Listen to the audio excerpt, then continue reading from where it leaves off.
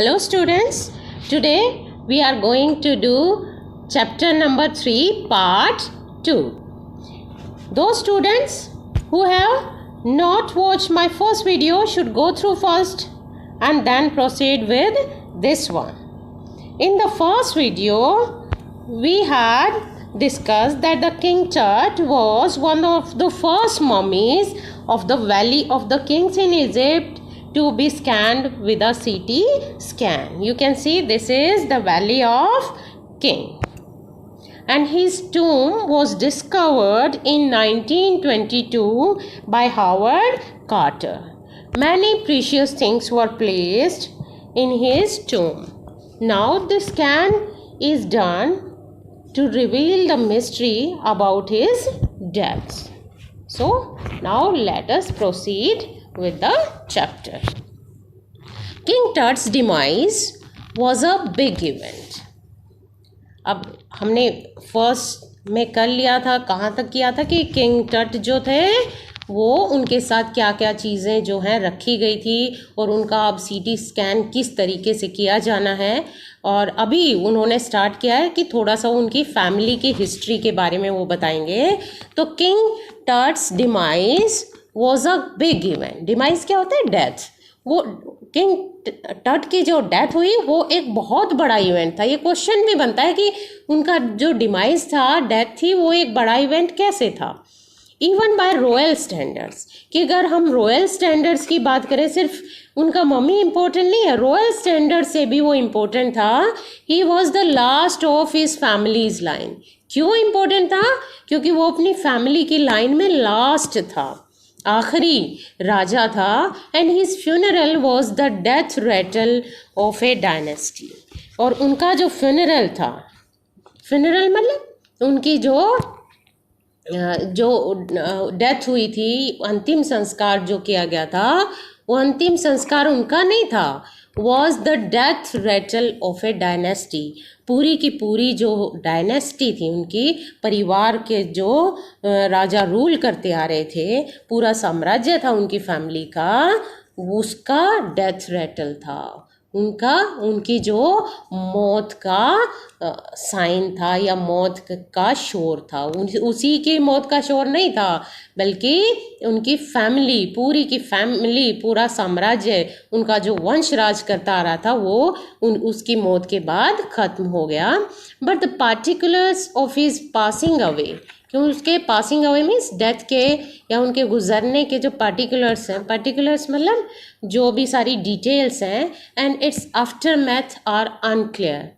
और उसके बाद, आफ्टर मैथ मीन्स उसके बाद क्या हुआ वो अनक्लियर है, अभी किसी को भी पता नहीं है। और उनके साथ उनकी डायनेस्टी ही ख़त्म हो गई। और लेकिन इतनी जल्दी डेथ कैसे हुई, किस तरीके से वो बीमारी से मरे या उनका मर्डर हुआ, ये पर्टिकुलर्स अभी किसी को पता नहीं है। एमेनहोटेप थर्ड, अब उनकी थोड़ी हिस्ट्री बता रहे हैं।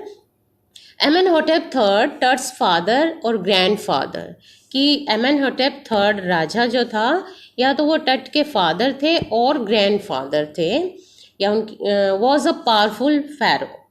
वो एक बहुत ही पावरफुल फ़ैरो थे। फ़ैरो मीन्स किंग थे, who rule for almost 4 decades, जिन्होंने लगभग 4 डेकेड्स तक राज किया। 4 डेकेड्स मतलब लगभग 40 साल तक राज किया। At the height of the 18 dynasties golden age, जब उनकी जो साम्राज्य था, जो उनका 18वां साम्राज्य होगा, उनको वो काउंट करते होंगे इस तरीके से, तो उसकी जब हाइट चल रही थी, पीक चल रहा था, मीन्स उनका जब डायनेस्टी की गोल्डन एज चल रही थी, बहुत अच्छा समय चल रहा था, जब सभी राजा से खुश थे और वो बहुत पावरफुली राज कर रहे थे, तब उन्होंने 40 इयर्स तक राज किया।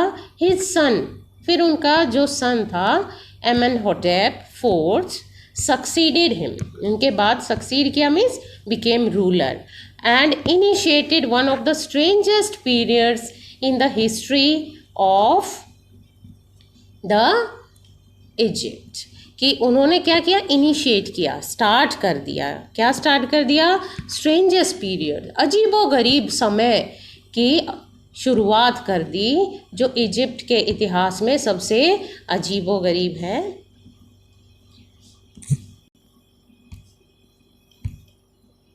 एंशंट इजिप्ट में जो अजीबोगरीब दौर था उसकी जो शुरुआत थी वो उन्होंने the new pharaoh promoted the worship of the Aten. नए फ़ैरो ने एटन की वर्शिप शुरू करवा दी, जिसको कि सन डिस्क कहा जाता है, जिसका मीनिंग है सन डिस्क, सन की जो डिस्क होती है।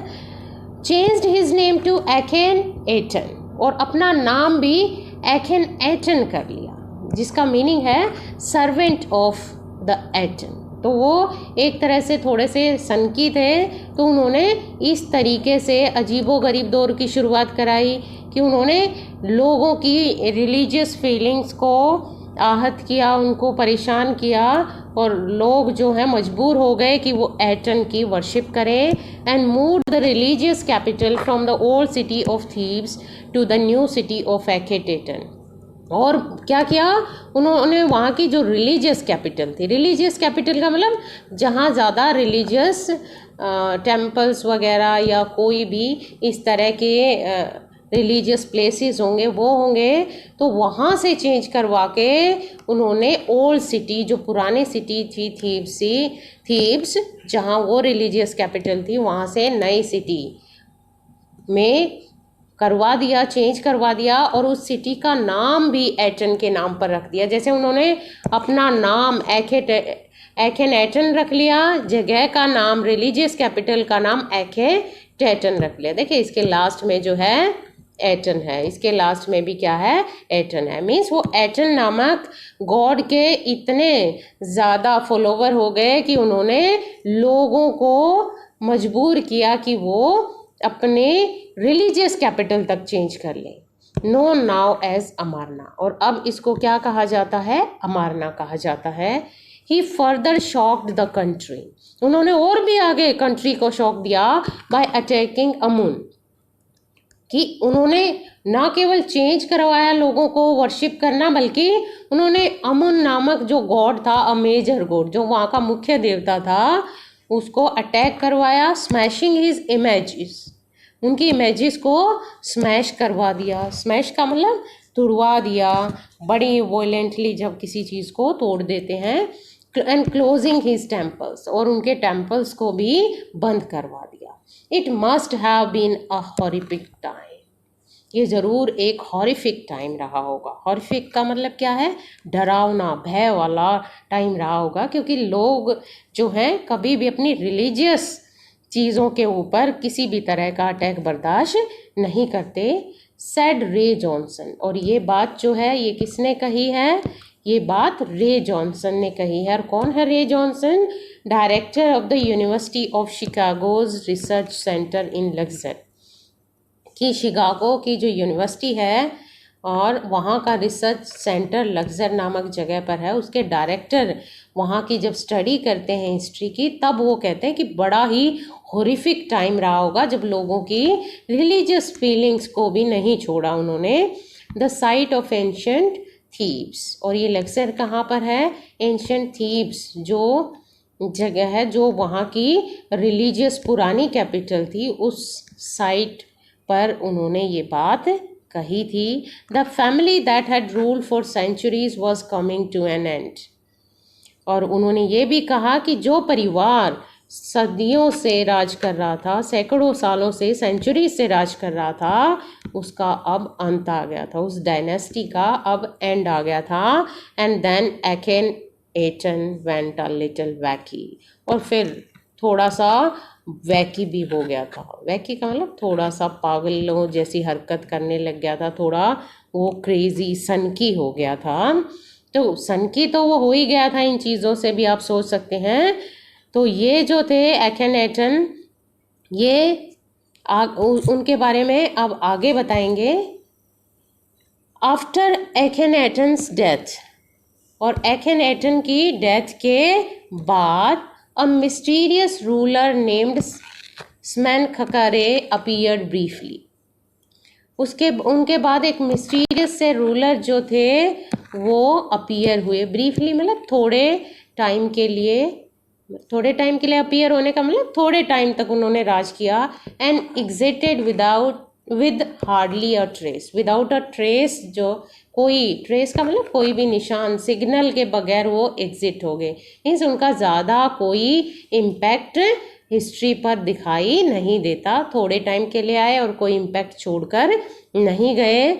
And then a very young Tutankhaten took the throne, और फिर एक बहुत ही यंग, बहुत ही कम उम्र का टटनखातन टुक द थ्रोन, टटनखातन ने थ्रोन को लिया, यानी कि वो गद्दी पर बैठे, वो राजा बने।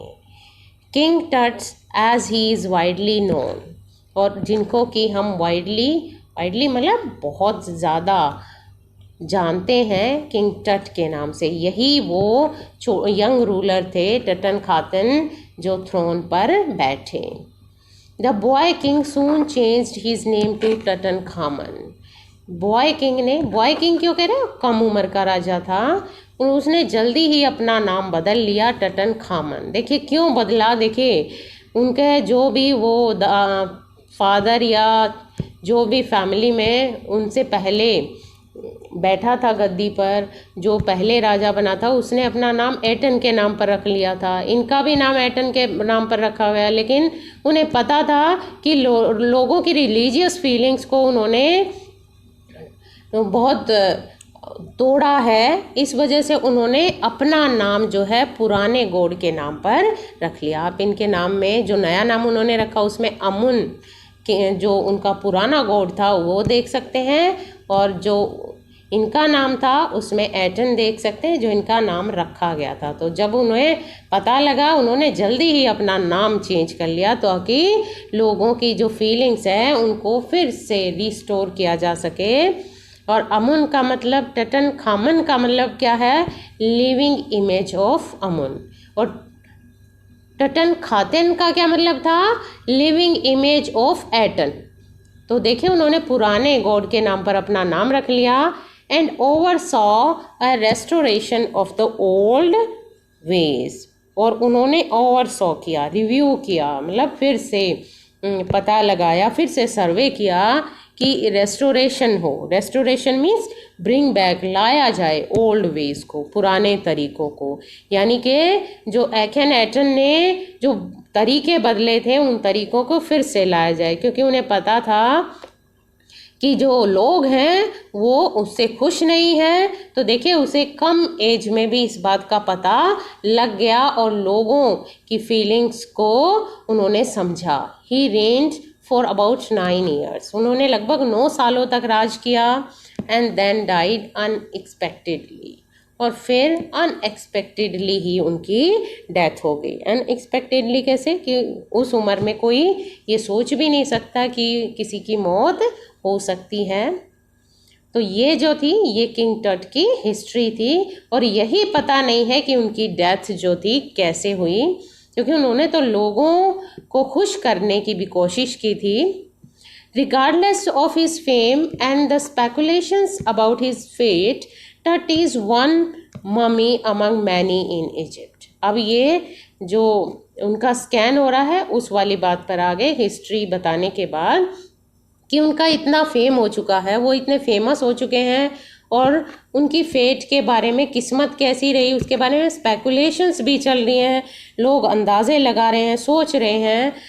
फिर भी टट is one mummy among many in Egypt, टट जो है वो अकेला मम्मी नहीं है, इतना फेमस है लेकिन अकेला नहीं है, इजिप्ट के बहुत सारे मम्मीज़ में से वो एक है। अब ये सवाल राइटर करें, हाउ मैनी, कि कितने हैं, नो वन नोज, कोई नहीं जानता। द इजिप्शियन ममी प्रोजेक्ट, कि इजिप्शियन ममी प्रोजेक्ट है, इजिप्ट ने एक ममी प्रोजेक्ट शुरू किया, which began an inventory in late 2003, जिसने एक इन्वेंट्री की शुरुआत की। इन्वेंट्री मतलब एक डिटेल्ड लिस्ट बनाने की शुरुआत की 2003 के आखिर में। और इस प्रोजेक्ट ने has recorded almost 600 so for, और अब तक 600 रिकॉर्ड कर लिए हैं। और ये कब कर लिए हैं, जब 2005 में ये जो आर्टिकल है ये लिखा गया है, तब तक 600 मम्मीज़ जो हैं वो काउंट हो चुके थे, एंड इज स्टिल काउंटिंग, और अभी भी ये काउंटिंग चल रही है, अभी भी ये पूरा नहीं हुआ है ये छानबीन द नेक्स्ट फेज कि ये जो मम्मी प्रोजेक्ट है इसका पहला फेज तो हो चुका है कि मम्मीज को की इन्वेंट्री बनाना, लिस्ट बनाना। नेक्स्ट फेज क्या होगा, अगला जो इसका फेज होगा, अगला जो चरण होगा, इसका अगला पार्ट होगा इस प्रोजेक्ट का, क्या होगा, scanning the mummies with a portable CT machine. वो होगा एक पोर्टेबल सीटी मशीन के साथ। पोर्टेबल मतलब जो कहीं भी ले जा सके, ऐसी सीटी स्कैन की मशीन के साथ स्कैन करना। कि पहला काम क्या है, उनकी लिस्ट बनाना इस प्रोजेक्ट के तहत, और दूसरा है उन मम्मीज को स्कैन करना, उनका निरीक्षण करना, उनका परीक्षण करना। और ये जो सीटी मशीन है donated by the national geographic society and Siemens, ये किसके द्वारा डोनेट की गई है, ये ज्वाइंटली डोनेट की गई है नेशनल जियोग्राफिक सोसाइटी ने और सीमंस। सीमंस कौन है, इट्स मैन्युफैक्चरर्स। इस कंपनी की ये सीटी मशीन है, इन दोनों ने मिलकर इसको डोनेट किया है किंग टट, जिसके द्वारा फर्स्ट जो है वो किंग टट का परीक्षण होना। ये लिखा हुआ है king Tut is one of the first mummies to be scan. कि किंग टट पहले मम्मी है जिनका स्कैन किया जा रहा है इस अगले फेज में, in death as in life. कि उनकी मौत का पता लगाने के लिए भी, उनकी लाइफ का पता लगाने के लिए भी। Moving regally ahead of his countryman, तो इस तरीके से हम देखें कि वो अपने कंट्रीमैन से, कंट्रीमैन कौन है, जो ये इतने सारे मम्मीज हैं उनमें रीगली अहेड है। रीगली मतलब रॉयली अहेड हो गया है। वो कैसे, वैसे भी वो सबसे आगे है क्योंकि सबसे लास्ट में उन्हीं की डेथ हुई थी, और इस तरीके से भी आगे क्योंकि उनका स्कैन जो है वो सबसे पहले किया जा रहा है। तो अब ये बताएंगे कि किस तरीके से स्कैन करना, जैसे स्टार्टिंग में चैप्टर में आया था बिल्कुल अब उसी पर वो फिर आ गए हैं। अ CT machine scanned the mummy, एक सीटी मशीन ने मम्मी का स्कैन किया, उसको स्कैन किया, उसकी पिक्चर्स ली, इमेजेस ली, हेड टू टो, हेड से लेकर टो तक, सिर से लेकर उंगलियों तक, पैरों के पंजे तक, creating 1700 digital X-ray images in cross section. और इस तरीके से उस सीटी स्कैन ने क्रिएट की 1700 डिजिटल एक्सरे जैसी images in cross section. Cross section का मतलब आर पार, हर एंगल से ली गई। Tut's had scanned in 0.62 millimetre slices, Tut के हेड की भी स्कैन किया गया और 0.62 मिलीमीटर इतने छोटे स्लाइसेस पार्ट्स में उसका स्कैन किया गया, इमेजेस ली गई to register its intricate structure, ताकि इसका जो इंट्रिकेट स्ट्रक्चर है, जो सिर का जो स्ट्रक्चर है, माइंड का जो स्ट्रक्चर्स है, उसको रजिस्टर कर सकें, उसको रिकॉर्ड कर सकें।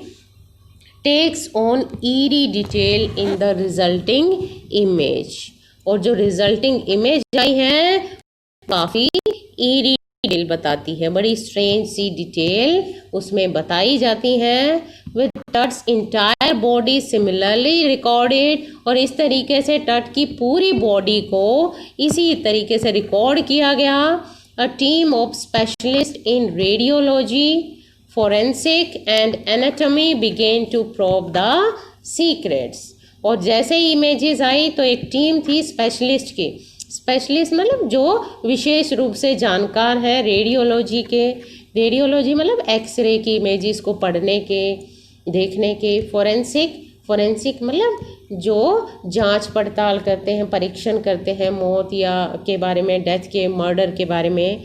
एंड एनाटॉमी मतलब जो बॉडी के हर पार्ट्स की नॉलेज रखते हैं। तो ऐसे स्पेशलिस्ट की एक टीम थी, उसने began to probe the secrets, उसने सीक्रेट्स को प्रोब करना शुरू कर दिया। That the winged goddesses of a gilded burial shrine protected for so long, कि उन रहस्यों को प्रोब करना, पता लगाना शुरू कर दिया, जो कि देखिए कैसे डिस्क्राइब किया गया है, winged goddesses of a gilded burial shrine, कि जो किंग टट का जो टूम था उसके बाहर विंग्ड गॉडेसेस की फ़ोटो थी, पंखों वाली देवियों की फ़ोटो थी। और उनको क्या उसको कैसे डिस्क्राइब कर रहे हैं कि उनकी जो गाइल्डेड पुती हुई सोने से पुता हुआ बरियल श्राइन था, उनका जो टूम था, दफनाने वाला जो उनका कब्र थी, उसके बाहर जो देवियों की पंखों वाली फोटो थी वो क्या कर रही थी, वो ऐसे थी जैसे वो प्रोटेक्ट कर रही थी, प्रोटेक्टेड फॉर सो लॉन्ग, उन रहस्यों को जिन रहस्यों का आज तक पता नहीं लगा। वो क्यों नहीं पता लगा कि शायद वो जो देवियां थी जो उनके टूम के बाहर जिनकी फोटो बनी हुई थी वो इतने लंबे समय से उनको उन रहस्यों को प्रोटेक्ट किए हुए थी, और शायद अब जब किंग टट को बाहर निकाला गया है तो उन रहस्यों का शायद पता लग जाएगा। A CT machine scan the mummy head to toe, ये हम कर चुके हैं। नेक्स्ट स्टैंजा करते हैं, पैराग्राफ करते हैं। The night of the scan, जब नाइट थी स्कैन की, वर्कमैन कैरीड टट from the टूम in his box, कि वर्कमैन जो थे, जो वहाँ आम कारीगर थे, वो टट को ले गए उनके टूम को जो बॉक्स में था, लाइक पॉल बियरर्स, जैसे पॉल बियरर होते हैं। पॉल बियरर क्या होते हैं, जो किसी डेड बॉडी को जब दफनाने के लिए ले जाते हैं तो जो 4 लोग उसको सहारा देते हैं, उठाते हैं, तो उनको पॉल बियरर्स बोलते हैं। दे क्लाइम्ड अ रैम्प, जैसे पॉल बियरर करते हैं, उन्होंने एक रैम्प को क्लाइम किया, उस पर चढ़े। And A flight of stairs, और एक सीढ़ियों की फ्लाइट भी चढ़े। Into the swirling sand outside, और आगे लहराती हुई रेत के अंदर वो चले गए। Then rose on a hydraulic lift into the trailer, और फिर वो एक हाइड्रोलिक लिफ्ट से होते हुए, जो पानी से चलने वाली उसकी जो एनर्जी होती है उससे चलने वाली लिफ्ट थी, उससे वो ट्रेलर में उसको ले गए। एक ट्रेलर ट्रॉली टाइप होगा कोई उसमें, जिसमें कि दैट हैड द स्कैनर, जिसमें कि स्कैनर मशीन रखी हुई थी, उसमें वो ले गए थे। 20 मिनट्स लेटर 2 मैन इमर्ज्ड, कि अब ये बता रहे हैं, अब वो थोड़ा बैक में चले गए कि बता रहे हैं कि कैसे उसका स्कैन हुआ। 20 मिनट के बाद 2 आदमी बाहर निकले उस ट्रेलर में से, स्प्रिंटेड, जहाँ पर सीटी मशीन रखी हुई थी, sprinted for an office nearby, और पास ही उन्होंने एक ऑफिस बनाया हुआ होगा जहाँ पर डॉक्टर्स वगैरह बैठे होंगे, तो उस ऑफिस की तरफ स्प्रिंटेड मतलब तेज़ी से, हरीडली वो भागे। And return with a pair of white plastic fans, और जब लौटे तो उनके हाथ में प्लास्टिक फैंस का एक पेयर था, जोड़ा था। क्यों लेकर आए वो? The $1 million scanner had quit, कि जो $1 मिलियन का महंगा स्कैनर था वो क्विट, वो रुक गया था, जाम हो गया था, because of sand in A cooler fan, क्योंकि उसका जो कूलर फैन था उसमें रेत जमा हो गई थी। आपको पहले ही पता है, फर्स्ट पार्ट में हमने किया था कि किस तरीके से रेतीली हवाएं इस एरिया में चल रही थी, और एक ट्रेलर में उसी में वो सीटी मशीन रखी हुई थी, तो वो जाम हो गई थी सैंड की वजह से। Curse of the pharaoh joked a guard nervously, अब एक गार्ड नर्वस हो गया जब वो मशीन रुकी, और उसने जोकिंगली कहा, मजाक में कहा, देखा कि फैरो की कर्स लग गई है, कि इस राजा की शाप लग गया है, तभी तो इतनी महंगी मशीन भी जो है वो रुक गई है। Eventually, the substitute fans worked well enough to finish the procedure, और इवेंचुअली मतलब आखिरकार जो सब्सटीट्यूट फैंस लगाए थे, जो एक्स्ट्रा फैंस लगाए थे, वो वर्कड वेल, अच्छे से काम किया उन्होंने, enough to finish the procedure, और इतना अच्छे से काम किया कि प्रोसीजर फिनिश हो गया। After checking that no data had been lost, और जब ये देखा गया कि कोई भी डेटा लॉस्ट नहीं हुआ है, the technicians turned Tut over to the workman, technicians ने टट को वर्कमैन को वापस सौंप दिया। टेक्नीशियंस कौन? मीन्स जो उस मशीन के जानकार लोग जो उसका स्कैन कर रहे थे, उन्होंने टट को हैंड ओवर कर दिया वर्कमैन को कि अब हमारा काम हो गया, आप ले जाइए। Who carried him back to his tomb, और वापस वो उसके मकबरे में उसको ले गए।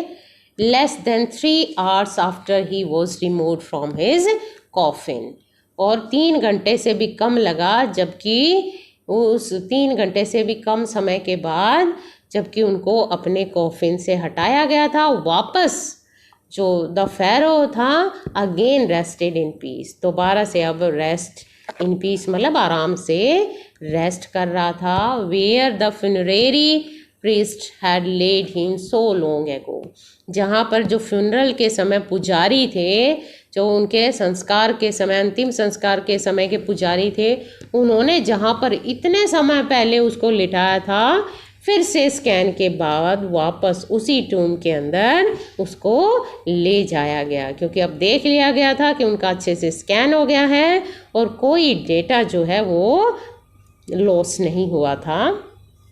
Back in the trailer a technician pulled up astonishing images, और वापस ट्रेलर में क्या हुआ कि एक टेक्नीशियन ने पुल अप की मीन्स निकाली एस्टोनिशिंग इमेजेस, बहुत ही सरप्राइजिंग, बहुत ही हैरान करने वाली, एस्टोनिश करने वाली इमेज निकाली, चित्र निकाले ऑफ टट on a computer screen, computer की स्क्रीन के ऊपर किंग टट के बहुत ही ज़्यादा एस्टोनिशिंग इमेज निकाली। अ ग्रे हैड टुक शेप, एक ग्रे कलर का हेड जो था उसने शेप लिया, आकार लिया, from a scattering of pixels, और कैसे लिया कि छोटे छोटे जो पिक्सल्स थे, पॉइंट्स थे, वो जब बिखरे, जैसे आपने देखा कंप्यूटर में एकदम से पिक्चर आती है तो वो कैसे अपीयर होती है, पहले पॉइंट्स की फॉर्म में आते हैं फिर पूरी पिक्चर बन जाती है, तो जैसे पिक्सल्स बिखरते हैं इस तरीके से धीरे धीरे करके उसने शेप लिया। And the technician spun and tilted it in every direction, और उस टेक्नीशियन ने, टेक्नीशियन मीन्स जिसने सीटी स्कैन किया था, उसने स्पन किया, इसको घुमाया, एंड टिल्टेड, टिल्टेड का मतलब क्या, टेढ़ा किया, इट इन एवरी डायरेक्शन, हर डायरेक्शन में, हर दिशा में। Neck vertebrae appeared as clearly as in an anatomy class, neck means गर्दन की, वर्टेब्रे मतलब, वर्टेब्रे होता है जो स्पाइनल बोन्स होती हैं, तो उनके जो गर्दन वाली जो वर्टेब्रे वाली या स्पाइनल बोन थी वो अपीयर्ड, ऐसे लग रही थी, as clearly as in an anatomy class, जैसे कि किसी एनाटॉमी की क्लास में होती है जिसमें एनाटॉमी के बारे में, बॉडी पार्ट्स के बारे में पढ़ाया जाता है। तो आप सोच सकते हैं कि मम्मी जो था इतने सालों बाद भी बिल्कुल क्लियर कंडीशन में था। Other images revealed a hand, दूसरी इमेजेस में दिखाई दिया एक hand, several views of the rib cage, rib cage जो साइड की पसलियां हैं उनके भी कुछ व्यूज़ दिखे, and a transection of the skull, और जो उनकी स्कल थी, खोपड़ी थी, उसके भी ट्रांससेक्शंस, ट्रांससेक्शन मतलब डिविजन्स, कट्स दिखाए गए, पार्ट्स दिखाए गए। But for now the pressure was of, लेकिन अब प्रेशर ऑफ हो चुका था। प्रेशर क्या कि अच्छे से स्कैन होगा या नहीं, क्योंकि पहली बार किसी मम्मी का स्कैन किया जा रहा था, तो वो जो दबाव था, प्रेशर था, वो हट गया था। Sitting back in his chair, और अपनी चेयर में बैठते हुए जही हवस स्माइल्ड, आपको पता है जही हवस वहाँ के डायरेक्टर थे जो वहाँ के एंटिक्विटी के लिए काउंसिल बनी थी, वो स्माइल किए, वो मुस्कुराया, क्योंकि आखिर प्रेशर चला गया था। Visibly relieved that nothing had gone seriously wrong, और बिल्कुल स्पष्ट ये दिख रहा था कि वो रिलीव्ड महसूस कर रहे थे, राहत फील कर रहे थे कि कुछ भी गलत नहीं हुआ, सीरियसली कोई किसी भी तरीके से गंभीर रूप से गलत नहीं हुआ। वो फैंस जो थे उन्होंने काम करना बंद किया था, लेकिन फिर वो काम चल गया था। I didn't sleep last night not for a second, he said, उन्होंने कहा कि पिछली रात को मैं 1 सेकंड के लिए भी नहीं सोया क्योंकि इतना प्रेशर था। आई वॉज सो वरिड, मैं इतना वरिड था, चिंतित था। But now I think I will go and sleep, कि अब मुझे लगता है कि मैं जा सकता हूँ और सो सकता हूँ। देखिए ये जो है ये क्या है, पिक्चर दी हुई है आपकी टेक्स्ट बुक में, म्यूरल इन किंग टट्स टूम शोइंग किंग टट, सॉरी क्या दिखा रहे हैं कि किंग टट with Osiris the god of the after life, कि इसमें एक पेंटिंग जो दीवार पर बनी हुई थी उसमें किंग टट दिखाई दे रहे हैं। उसमें ये ऐसे बनाई थी कि किंग टट ओसिरिस नामक गॉड के साथ दिखाई दे रहे हैं। तो इसका मतलब क्या है, और कौन है Osiris God? God of after life, की मरने के बाद जो भगवान होते हैं उनके साथ दिखाई दे रहे हैं। तो इस तरह की जो म्यूरल्स थी, पेंटिंग्स थी, वो उन दीवारों पर बनाई गई थी। अब ये लास्ट पैराग्राफ है, ये कर लेते हैं। By the time we left the trailer, कि जिस टाइम तक हमने ट्रेलर छोड़ा, मीन्स हो सकता है राइटर भी वही हो। Descending metal stairs to the sandy ground, metal stair से, मेटल मीन्स जो धातु की बनी सीढ़ियाँ थी, उनसे जब सैंडी ग्राउंड में हम उतरे, धातु की सीढ़ियाँ कहाँ, उस ट्रेलर में होंगी जहाँ उन्होंने वो इमेजेस देखी थी। द विंड हैड स्टॉप, तब तक हवा रुक चुकी थी। द विंटर एयर ले कोल्ड एंड स्टिल, अब जो थी, जो ठंड की हवा थी वो ठंडी और शांत हो गई थी। Like death itself in the valley of the departed, कि ये देखिए कैसे डिस्क्राइब करें, जैसे मौत ठंडी होती है उस तरीके से ठंडी और शांत थी, हो गई थी अब वो हवा इस मरे हो, डिपार्टेड मतलब जो डेड लोग हैं उनकी इस वैली, इस घाटी में हवा भी मौत जैसी ठंडी और स्टिल हो गई थी। Just above the entrance to Tut's tomb stood Orion, और फिर राइटर ने देखा कि तट का जो टूम था, उनका जो मकबरा था, उसका जो एंट्रेंस था, जो उनका उसका गेट था, एंट्री पॉइंट था, वहाँ पर स्टूड ओरियन, ओरियन नामक देवता का पिक्चर बनी होगी, वो खड़ा था। The constellation that the ancient Egyptians knew as the soul of Osiris the god of afterlife. अब ये क्या है, ओरियन क्या है, जो वहाँ का ओसिरिस देवता है, जो आपने पीछे पिक्चर में देखा, जिसको कि आफ्टर लाइफ का गॉड कहा जाता है, उसकी आत्मा किसको माना जाता है, इस कॉन्स्टलेशन को, इस तारामंडल को ये माना जाता है कि वो इस ओसिरिस नामक देवता की आत्मा है, और वो वहाँ पर इमेज बनाई गई थी। Watching over the boy king, और ऐसा लग रहा था उसके बाहर ये जो कॉन्स्टलेशन था, ये उस बॉय किंग को, इस लड़के राजा को वॉच कर रहा था, निगरानी कर रहा था, उसके ऊपर वो नज़र डाले हुए था। तो स्टूडेंट्स, ये हमारा चैप्टर कंप्लीट हो गया है। और सोर्स क्या है, कहाँ से लिया गया है, नेशनल ज्योग्राफिक जो मैगजीन है उसके वॉल्यूम 207 में नंबर 6 पार्ट जो है ये चैप्टर के रूप में आपको दिया गया है, और रिटन बाय A.R. विलियम्स, जो वहाँ के एक रेगुलर रिपोर्टर थे।